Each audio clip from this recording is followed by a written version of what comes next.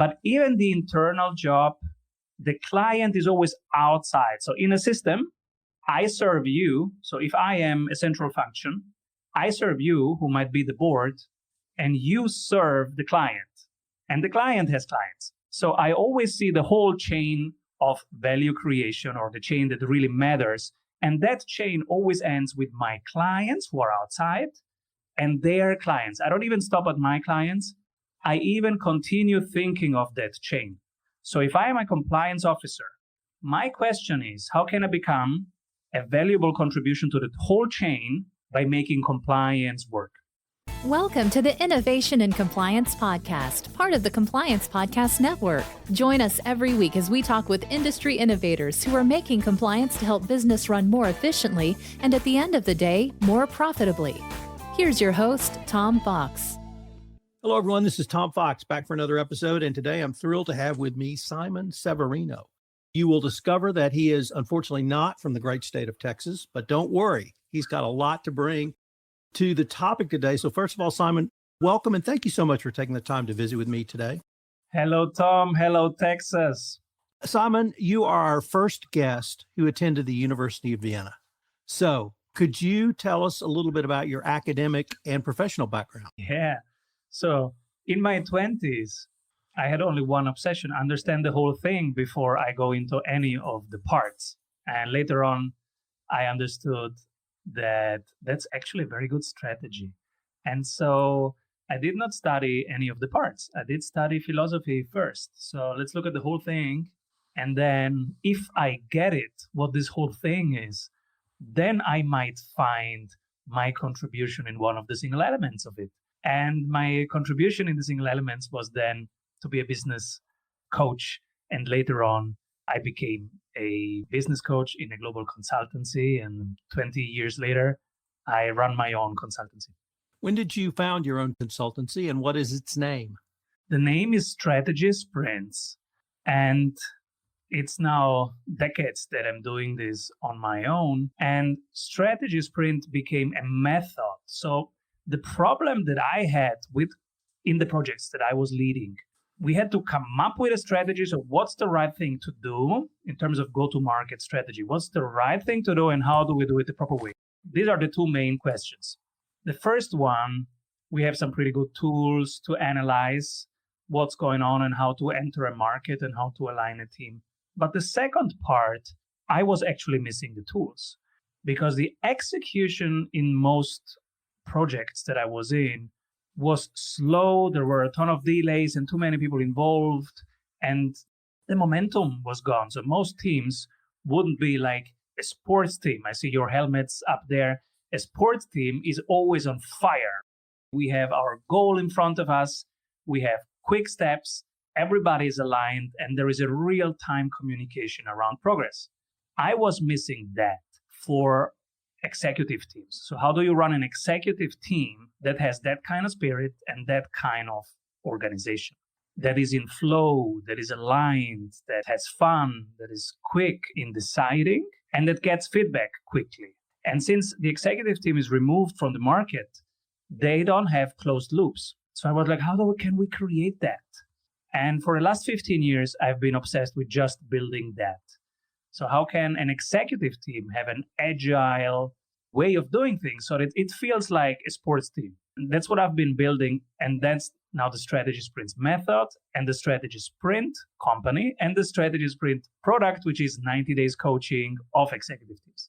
Simon, many of the listeners to this podcast are in a different operational field than yourself, and that is their in-house corporate compliance officers and in-house corporate legal officers. And one of the reasons I was so intrigued to have you on this podcast is because in researching your company and Strategy Sprints, it struck me that the strategies you will help a company employ is to increase their customer base. Well, the customer base for a compliance officer is their own employees. And so I was wondering if you could help us understand what a strategy sprint is and how you're able to maintain that speed and enthusiasm at the senior executive or even corporate level.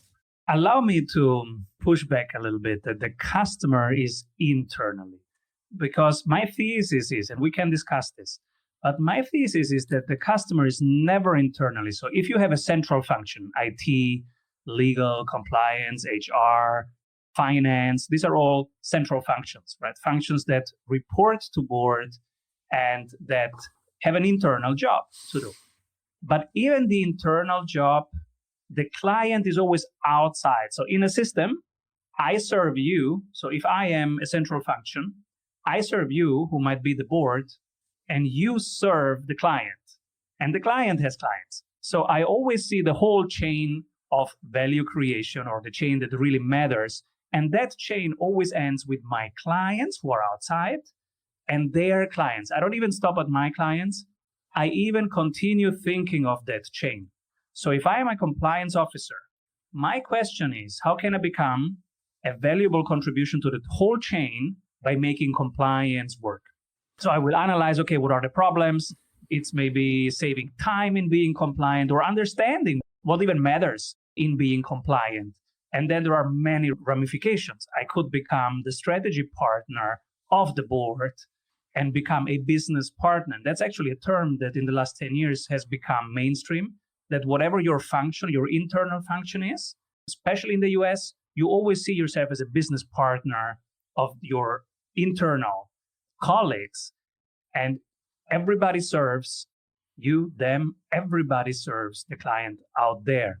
Many compliance professionals are very comfortable with the idea of the number of parties in the supply chain. Your direct supplier, first, second, third, fourth, and fifth level suppliers. But we don't talk about what you just said, and I'm going to try to read it correctly, the chain of value creation in compliance. We think about exactly the question I posed to you, which is the internal customers or employees. But you're advocating, if I got this right, to look at every customer's customers to the very end.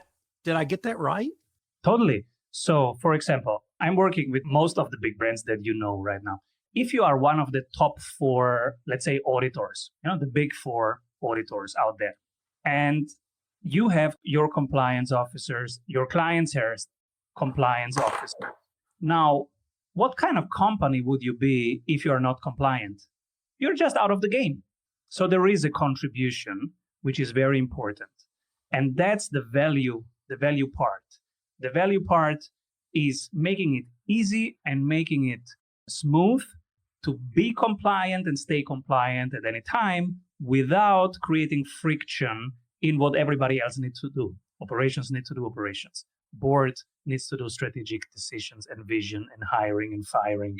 So my contribution is the compliance department or the compliance officer can be, I make sure that we are compliant and stay compliant. Plus, I take away from everybody else the complexity or even have to think about compliance, because I bake it into their processes so that they just do it and they don't even have to think that extra step. They just are compliant.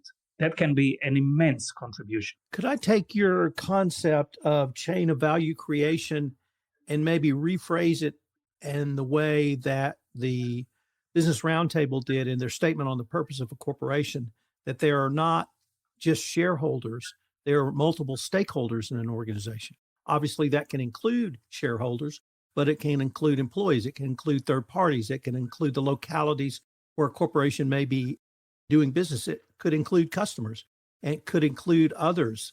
It really sounds like you're helping people understand there's a much richer and wider, I'm going to say, opportunity to influence either through sales, through compliance, through the corporate functions you've talked about. With that sort of number of stakeholders, some people call it purpose plus profits, whatever you may call it, it's looking beyond simply just making money for the shareholders.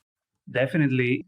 The teacher of my teacher was Peter Drucker, who is a Viennese, by the way, an Austrian from Vienna. And he said, there are basically 3 philosophies that you can organize yourself around as a company. You can organize around shareholders, around stakeholders, who basically is everybody, and then around the client. And he would highly recommend to organize around the client, because that's the chain of value creation. This is where the cash flow comes back, and that's the most vital loop. So you can go also to stakeholder philosophy, but then you have so many people that you're trying to serve, it gets kind of wishy-washy because who are you really here to serve? If you think of the best teams and the best companies out there right now, think of Amazon. Who are they here to serve? You will never think of shareholders in that context.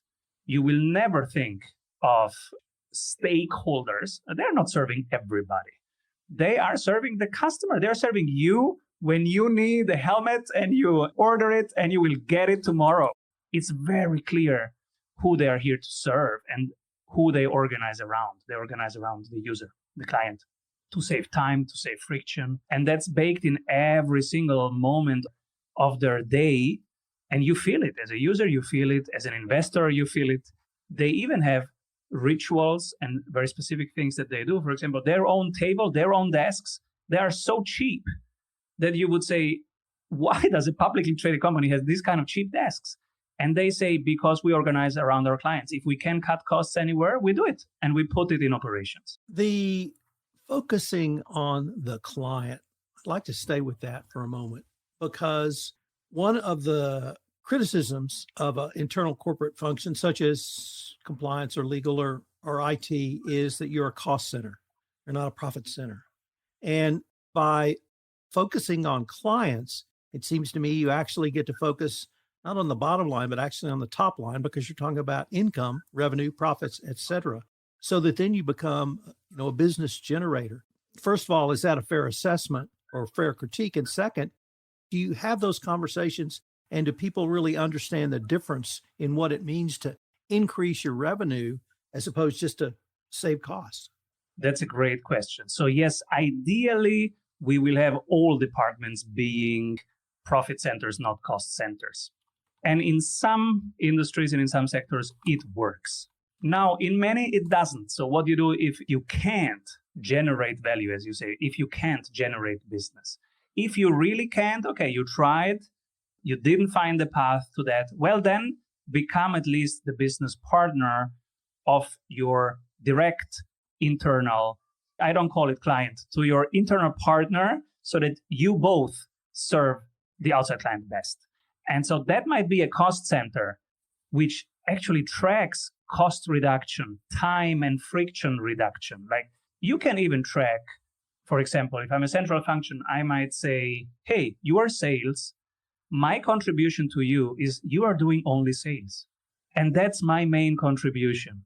And that's worth insert dollar amount here per month, because you can concentrate on sales. You don't have to think about compliance. You don't have to think about HR. You don't have to think about your IT. So that's my contribution. Actually, I am part of the profit of sales, since I am here to take away from them everything that is not sales, that would be a distraction for them. If they have to study low books, then you are definitely sabotaging your sales team. So you do it for them. You select the few things that they need to take care of. You bake them into their operations. You have done now a contribution in the sales work.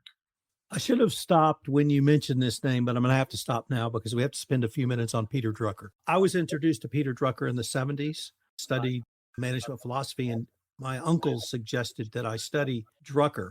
In my opinion, he's as relevant today as he was 50 years ago. So I was wondering if you could say a few words about who Peter Drucker was and how you think he still speaks to us really today.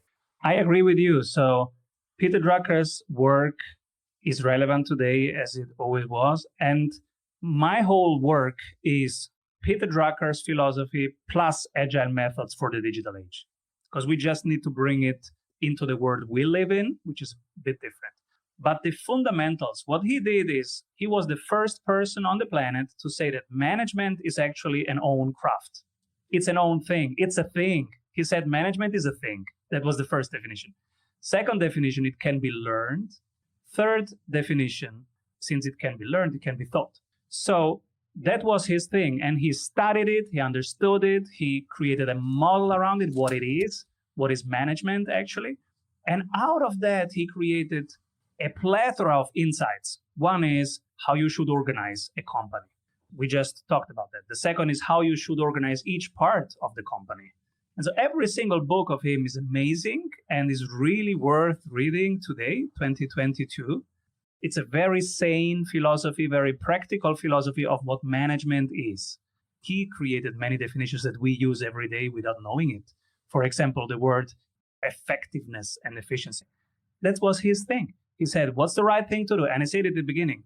What is strategy? What's the right thing to do and how do we do it the right way? That's Peter Drucker.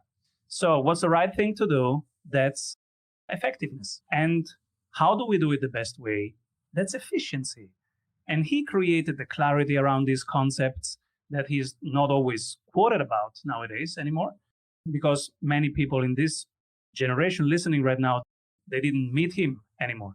But my teacher was in his classes, and many people that we know were his scholars or had the pleasure to be in his classes. And that was a very pivotal definition. Management is a practice. Management is an own craft. It's made of a set of principles and behaviors that you can actually operationalize in a company. Then what's the right thing to organize and what's the wrong way to organize a company? And then never go optimize anything, efficiency, before you have checked the effectiveness question. Is it the right thing to do? For example, many productivity programs, coaches right now, they talk about making stuff faster, like shortcuts on your computer or whatever, right? Or clustering tasks because they increase the efficiency of a task. And he was a genius when he said, the worst thing you can do is to pick something that is the wrong thing to do and to optimize it. So spend more time on effectiveness, finding out what's the right thing to do in the first place. And you can even skip efficiency if you want, because that's much more important. 80% should be what's the right thing to do. So you have written a book entitled Strategy Sprints. So could you tell us a little bit about that book, where we can purchase it, and what the reader would garner or gain from reading it? Yeah, so it's the continuation of that question. If you're an executive team, if you run a company, what's the right thing to do and how do you do it the right way? But it's in the modern age. So it's right now, it's the digital situation with broken supply chains, with markets that are volatile and uncertain. How do you take decisions under those conditions? That's the book. Each chapter is one big question, like how to run operations, how to do marketing, how to do sales, how to do hiring, how to do client onboarding. It literally shares the practical case studies and the blueprints and the checklists for readers to do it on their own. Are you in Vienna currently? I'm in Vienna. So I have to assume many of your clients are European or other parts of the world other than the United States? 80% California, 10% London, Berlin, 10% Singapore, Shanghai.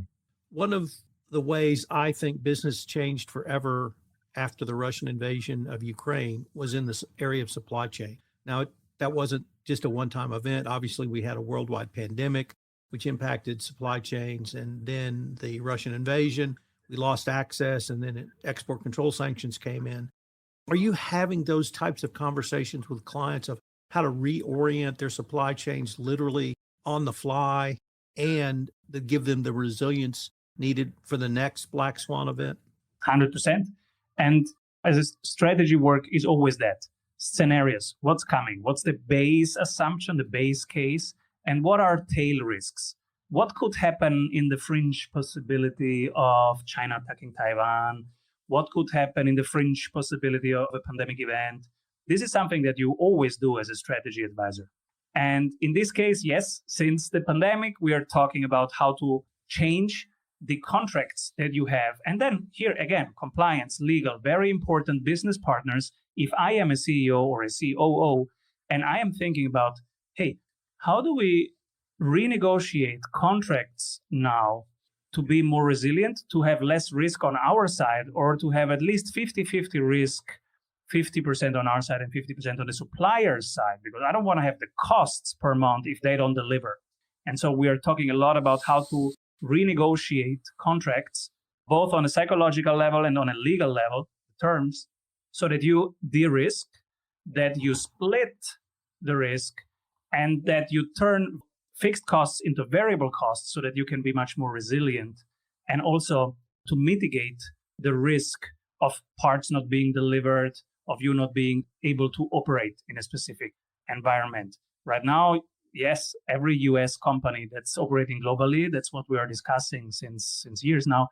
What happens if you have to shut down your Shanghai operations? What happens if the dollar spikes up, which makes every other country stop exports or decide to switch currency, which is happening right now?